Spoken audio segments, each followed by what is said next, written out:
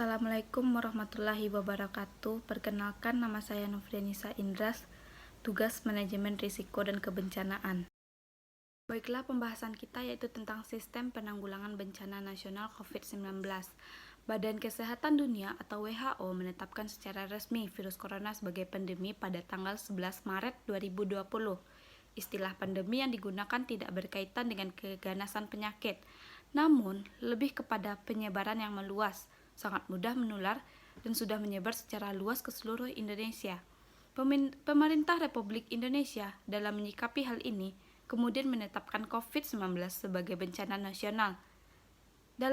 Berdasarkan Undang-Undang RI Nomor 24 Tahun 2007 tentang penanggulangan bencana yang singkatnya menyatakan bahwa suatu peristiwa atau kejadian di luar kendali manusia yang mengakibatkan ancaman atau kerentanan terhadap kelangsungan hidup manusia.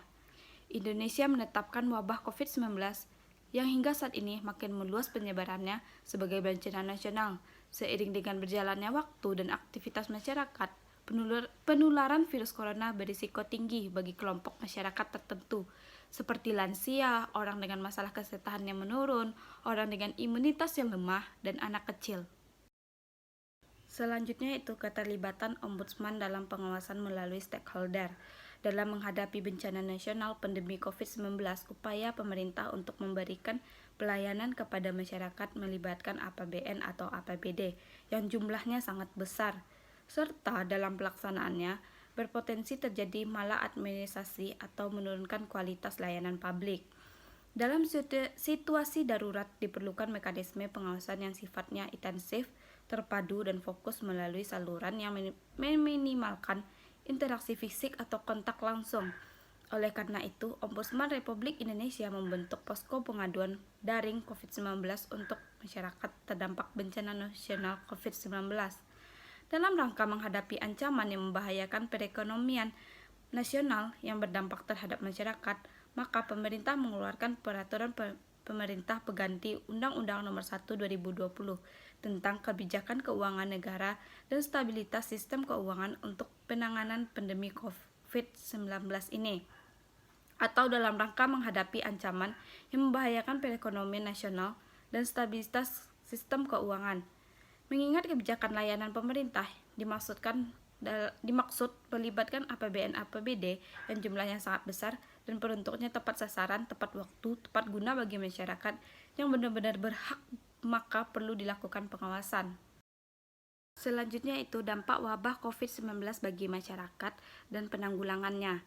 Kebijakan di beberapa daerah yang menerapkan pembatasan sosial berskala besar atau PSBB di wilayah terdampak, juga diberlakukannya aturan work from home, dan instansi-instansi pemerintah dan beberapa instansi perusahaan swasta lain, serta kampanye tetap berada di rumah dan menyebabkan arus pergerakan masyarakat juga berkurang, seiring dengan kepatuhan masyarakat terhadap himbauan pemerintah. Keadaan demikian sangat berdampak pada keadaan ekonomi masyarakat yang hidupnya bergantung dalam pemenuhan kebutuhan sehari-hari dengan berdagang harian, buruh harian, ojek online, serta sektor jasa dan sektor industri usaha yang memproduksi barang untuk berlangsungnya perputaran usaha. Dalam hal ini, pemerintah bertanggung jawab terhadap jaminan pemenuhan hak masyarakat dan pengungsi yang terkena bencana secara adil dan sesuai dengan standar pelayanan. Hal ini mengantisipasi dampak bencana yang lebih luas. Penanggulangan bencana menjadi tanggung jawab bersama antara pemerintah dan masyarakat, baik di tingkat pusat maupun di daerah. Pada penerapan PSBB, maka masyarakat harus tetap tinggal di rumah. Dalam waktu cukup panjang, masalah-masalah tambahan mungkin terjadi. Yang pertama itu kekhawatiran terhadap keberlangsungan hidup dalam pemenuhan kebutuhan sehari-hari. Selanjutnya itu kehilangan mata pencarian atau pekerjaan karena PHK. Selanjutnya, kekhawatiran terpapar atau memaparkan virus kepada keluarga. Selanjutnya, kekhawatiran dengan beban pengeluaran biaya hidup.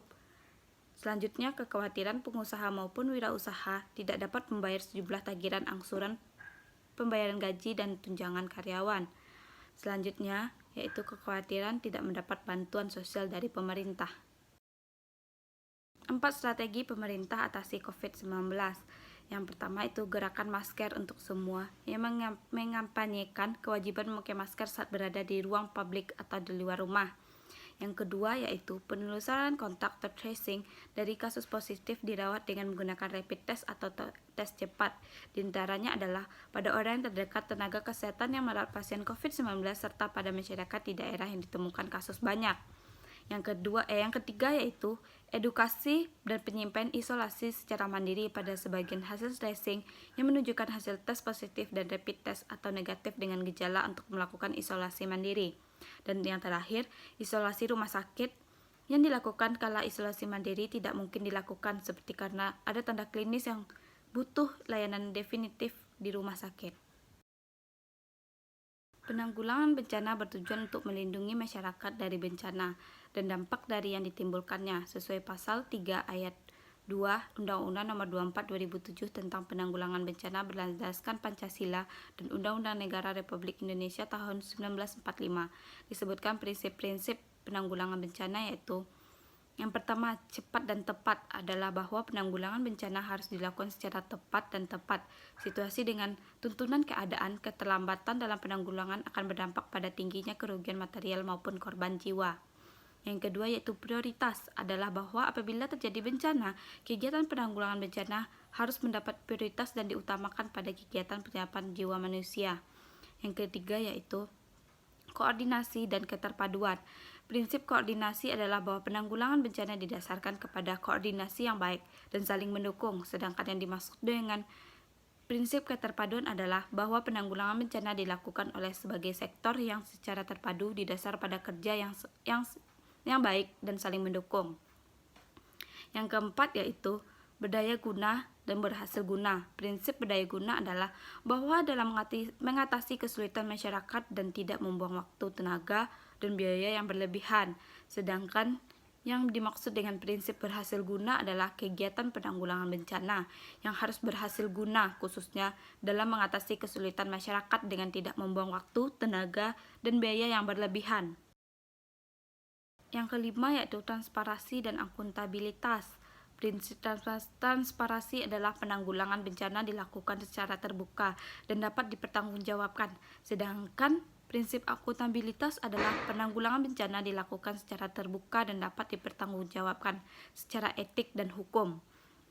Yang keenam, kemitraan adalah bahwa penanggulangan bencana tidak dapat hanya mengendalikan pemerintah. Kemitraan dalam penanggulangan bencana dilakukan antara pemerintah dengan masyarakat secara luas termasuk dengan lembaga swadaya masyarakat atau LSM ataupun organisasi-organisasi kemasyarakatan lainnya. Yang ketujuh yaitu pemberdayaan. Upaya dalam meningkatkan kemampuan masyarakat untuk mengetahui, memahami, dan melakukan langkah-langkah antisipasi penyelamatan dan pemulihan bencana. Dalam hal ini, negara kewajiban yang memperdaya masyarakat agar dapat mengurangi dampak dari bencana. Yang ke-8 yaitu non-diskriminatif adalah negara yang dalam penanggulangan bencana tidak memberikan perlakuan yang berbeda terhadap jenis kelamin, suku, agama, ras, dan aliran politik. Yang ketujuh yaitu non-proletisi adalah bahwa sebuah larangan menyebarkan agama atau keyakinan pada saat keadaan darurat bencana, terutama melalui pemberian bantuan dan pelayanan darurat bencana. Baiklah, terima kasih. Hanya itu yang dapat saya sampaikan. Assalamualaikum warahmatullahi wabarakatuh.